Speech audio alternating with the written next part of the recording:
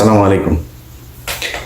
কিছু বিষয় আপনাদেরকে জানিয়ে রাখা দরকার, যে বিষয়গুলো জানা থাকলে আপনাদের জন্য যে কোনো খারাপ পরিস্থিতি সামাল দেওয়ার জন্য সহজ হবে। গেল একটা বছর এই দেশটা টিকিয়ে রেখেছে মূলত সাধারণ মানুষ, যেটাকে ওরা মব নাম দিয়েছে। সেই মানুষগুলো যদি ঘরে ফিরে যায়, এটা ডিজিএফআই, প্রথম আলো, ডেইলি স্টার, কিছু সুশীল এবং গোয়েন্দা সংস্থা, এরা সবাই মিলে চাচ্ছে যে এরা যেন কোনোভাবেই মাঠে না থাকে। মাঠে থাকতে হবে। ইনকিলাব মঞ্চ, আপ বাংলাদেশ, জুলাই অ্যালায়েন্স সহ যারা যারা আছে সবাইকে মাঠে থাকতে হবে। আপনাদেরকে মাঠ থেকে সরাইতে পারলেই তাদের জন্য সুযোগ সুবিধা আসবে, তারা যা মনে চায় তাই করতে পারবে। গেল এক সপ্তাহে ওয়াকার তার কিছু কচুখ্যাতি বাহিনী আছে, সেই বাহিনী দিয়ে নানান ন্যারেটিভ তৈরি করার চেষ্টা করেছে।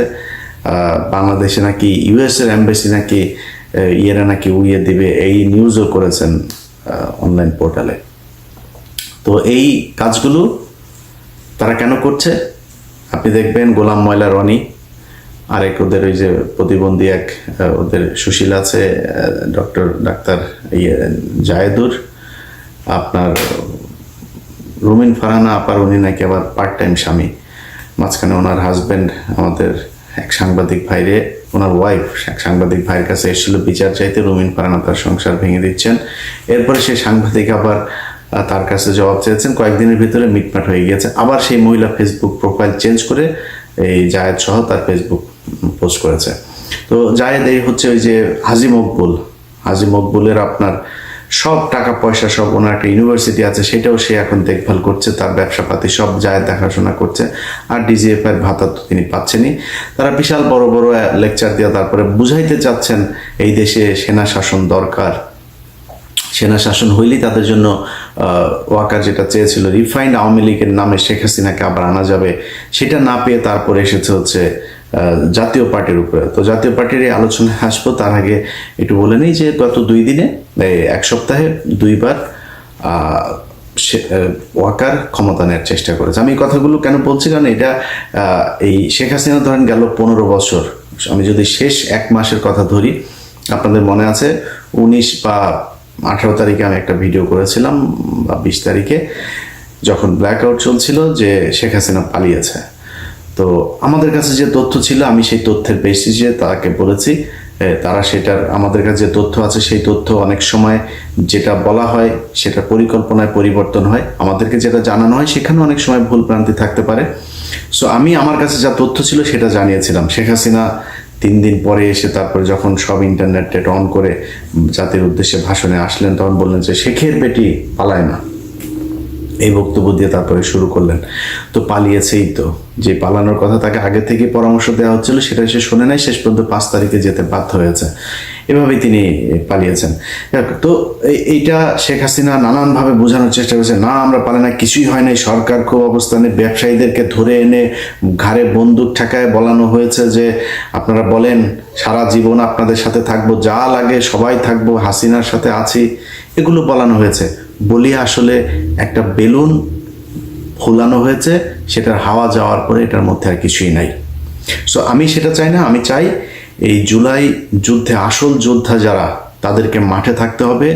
ওয়াকার শুধুমাত্র ডক্টর ইউনূসের সাথে পেরে উঠছে না, কারণ হলো ডক্টর ইউনূসের সাথে পুরো পশ্চিমা বিশ্ব তাকে সমর্থন দিচ্ছে, এটার কারণে সে পারছে না। কিন্তু আপনাদেরকে একটা জিনিস মাথায় রাখতে হবে, এই ওয়াকার শেখ হাসিনার মনোনীত একজন ওয়াকার। এই পৃথিবীতে এমন বিপ্লব কখনো হয় নাই যে শেখ হাসিনা রেখে যাওয়া, এই আপনার ফ্যাসিস্টে রেখে যাওয়া রাষ্ট্রপতি আছে, ফ্যাসিস্টে রেখে যাওয়া সচিবরা আছে, এখনো পর্যন্ত সেনাপ্রধান আছে, এই দুইটা মানে রাষ্ট্রপ্রধান আর সেনাপ্রধান, এইটা রাষ্ট্রপতি আর সেনাপ্রধান, এইটা পৃথিবীর ইতিহাসে নেভার হ্যাপেন্ড। এটা সম্ভবই না, কখনোই হয় নাই, কখনো হবেও না, একমাত্র বাংলাদেশে হয়েছে। এইটার ক্ষেত্রে বিএনপি বাধা দিয়েছে। চুপ না থাকলে ইউনূস সারা জীবন ক্ষমতায় থাকবে, বিএনপিকে ক্ষমতায় আনবে না। জাতীয় পার্টিকে এখন বিএনপি সরাবে না, কারণ জাতীয় পার্টি সরে গেলে একদিন তাদেরকেও নিষিদ্ধ করে দেবে, এই ইয়েতে তারপরে তারা হচ্ছে না। তো বিএনপি বিশাল রাজনৈতিক দল, বিএনপির বুঝ বিএনপির, এদিকে জামাত পিআর নিয়ে নানা নিয়ে, জানি না, আমার জীবনে ভাই নাম শুনি নাই পিআর টিআর, সেই দাবি জামাত কেন আনছেন জানি না। আওয়ামী লীগকে নিয়ে মোটামুটি টানা হেঁচড়া শুরু করে দিয়েছেন কে কার দলে কত পরিমাণে লোক নেবে। অতএব এই দুই রাজনৈতিক দলের বাইরে বাংলাদেশে মানুষ আছে, তাদেরকে এক থাকতে হবে, তাদেরকে সব সময় এই রাষ্ট্রের অতন্ত্র প্রহরী হিসাবে থাকতে হবে। আপনারা দেখেন যে আওয়ামী লীগের লোকজন তারা এখন তাদের যেই কেবলা শরীফ এই যে দিল্লিতে আছেন, দিল্লিতে বসে সারাদিন ফেন্সিডিল খান, মাঝে মধ্যে সোনাগাজীতে যান, টার্লফ্রেন্ড বোটও সব তো এখানে আছে। এখন তো ছাত্রদল যুবদলের ভাইয়েরা তাদেরকে গণিমতের মাল হিসাবে ভোগ করছেন। তো ওইখানে যায় ফ্রাস্ট্রেশনে ফেন্সিডিল খায় আর মাঝে মধ্যে যৌন চাহিদা মিটাইতে সোনাগাজীতে যান। আর কি করবেন সারাদিন ফোনে। আমার ফেসবুকে ধরেন 1 লাখ 2 মিলিয়নের কাছাকাছি ফলোয়ার আছে। তো 2 মিলিয়ন একটা পেজের মধ্যে 1000 থেকে 10,000 কমেন্ট হয়, অ্যাভারেজ ধরলে ধরেন 3-4 হাজার অ্যাভারেজ একটা কমেন্ট হয়। এটাই বিশাল। এখন একটা দল যাদের সবাই এখন আপনার রেমিটেন্স যোদ্ধা হিসেবে বেকার, আকামা শেষ ইন্ডিয়াতে, আকামার অভাবে কেউ কাজ করতে পারে, তো কাজ তো নাই ওই জায়গায়, ওখানে যায় যা কিছু টাকা পয়সা এদিক থেকে পাঠায়, এগুলো নিয়ে ওখানে বসে বসে খায় আর সারাদিন ফেসবুকে থাকে। কখন ওদের নানান জাতির পিতা, একবার ট্রাম্প জাতির পিতা হয় ওদের, একবার ওয়াকার হয় জাতির আব্বা, এক এক সময় এক একজন জাতির আব্বা, সেই জাতির আব্বাদের দিকে তাকায় থাকে, নমন ইয়ে টিয়ে মন্দিরে গিয়ে পূজা টুজা দিতে থাকে যে আব্বা তাড়াতাড়ি আম্মা মাগো দে কিছু একটা দে, কিছুই হয় না। তো এইভাবে ওরা সারাদিন চালায়। ওরা ফেসবুকে ব্যাপক অ্যাক্টিভ এখন। এতদিন ওরা লুটপাট করেছে, এখন অন্য দল যারা আছেন তারা লুটপাট করছেন, তাদের এখন সোশ্যাল মিডিয়াতে অত দরকার নেই, এখন ওদের দরকার। ওরা সারাক্ষণ, আমরাও কিন্তু ওই যখন কিনা হাসিনা ছিল সারাদিন সোশ্যাল মিডিয়াতে খোঁজ নিতাম কি হচ্ছে না হচ্ছে, অপেক্ষায় থাকতাম কখন হাসিনা যাবে। এখন ওরা ওইটা করে, এটা দোষের কিছু না, করতে থাকেন। ওরা অনেক সময় বলে থাকে কিরে একটু, এই যে আজকের ভিডিওতে অনেকে ওদের লোকজন এসে কন কিরে ভয় পাইছিস? ভাই অবশ্যই ভয় পাই। এই দেশে একজন নারীকে রোজার ভাঙিয়ে তারপরে তাকে হত্যা করা হয়েছে। 6 মাসের শিশু তার পরিবার সহ তাকে একটা ঘরের ভেতরে ঢুকিয়ে তারপরে তাকে পুরো পরিবারকে বোমা মেরে তারপরে জঙ্গি বলে তাদেরকে হত্যা করা হয়েছে। লগি বৈঠা দিয়ে তারপরে মানুষকে মারার পর তাদের লাশের উপরে নৃত্য করা হয়েছে। এটা সেই দেশ। 7 জন মানুষকে মেরে তারপরে হত্যা করে নদীর নিচে ঢুকিয়ে দেওয়া হয়েছে। অবশ্যই ভয় পাই।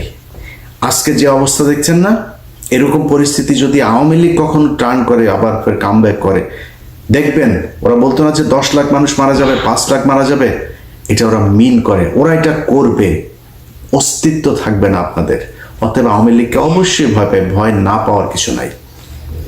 ওদের ব্যাপারে যে ব্যবস্থা নেওয়া দরকার সেই ব্যবস্থা নেওয়ার অভাব। এই কারণে বলছি যে আজকে যে সরকারটা আছে এই সরকারটাকে ফেলে দেওয়ার জন্য, নির্বাচন বানচালের জন্য ডাকসু নির্বাচন হবে, সেটাও তারা হতে দিতে চায় না। প্রথম আলো তাদের এখন আলাদাই যে বাম বাম এগুলি সবসময় বাম দিয়া ভাই মানুষ কি পরিষ্কার করে। বামের জীবনে বাম কখনো মানুষ হইতে পারে না। বাম বাম এগুলি হাগুর মতো মনে করেন, ময়লা পাশে রাখতে হবে। এদের এখন উমামা হচ্ছে তাদের আরেক বেডি আবার তার ধর্ষণ করেছে, শিবির তাকে ধর্ষণ করেছে, এইটা প্রমাণ করার জন্য না পারে পায়জামা খুলে তারপরে নিজেই ধর্ষিত হয়ে যায়। তো শিবির, আমি গত 2 দিন আগে পোস্ট করেছে, শিবিরের ভাইরা লজ্জাস্থান খুব হেফাজতে রাখতে হবে, কখন আইসা চেন খুইলা কি শুরু করে ঠিক নাই, মহিলা হইতে সাবধান। বানচাল করার চেষ্টা, নির্বাচন হইতে দিবে না, এইভাবে যাবে তাদের মতো করে। তারা ওয়াকারকে নিয়ে আসা তারপরে বিএনপির লোকজনকে চাঁদাবাজ হিসাবে আখ্যা দিয়ে, অবশ্যই দেশে চাঁদাবাজি হচ্ছে। গতকালকে চাঁদপুরের ঘটনা দিয়েই বলি, হওয়ার সাথে সাথে চাঁদপুর জেলা বিএনপির সভাপতি মানিক ভাই উনি ফোন করেছেন যে ভাই কি হয়েছে, আমরা দেখছি ভাই, কোনো টেনশন করেন না, এটার বিচার হবে। ভাই এই গত 15 বছরে এই ঘটনা ঘটে নাই কখনো, বহুত কিছু হয়েছে, কাউকে বহিষ্কার করা হয় নাই। এখন চাঁদাবাজি নিয়ে ব্যাপক সব ডিজিএফআইয়ের খেলা। এই দেশে আসিফ মনে করেন সে দুর্নীতি করেছে, হাঁসের মাংস খেতে গিয়ে, হাঁসের মাংস কি বাংলাদেশে বিশাল দুর্লভ জিনিস নাকি? মনে হচ্ছে হরিণ শিকার করে মনে হয় খেতে গিয়েছে, ও মানে অবৈধভাবে মনে হয় যেটা নিষিদ্ধ প্রাণী সেটাকে জবাই করে মনে হয় খেতে গিয়েছে। একজন উপদেষ্টা, মন্ত্রীর বিরুদ্ধে কথা বলছেন, বাংলাদেশের সিটিং মন্ত্রীদের নিয়ে নিউজ করেছেন।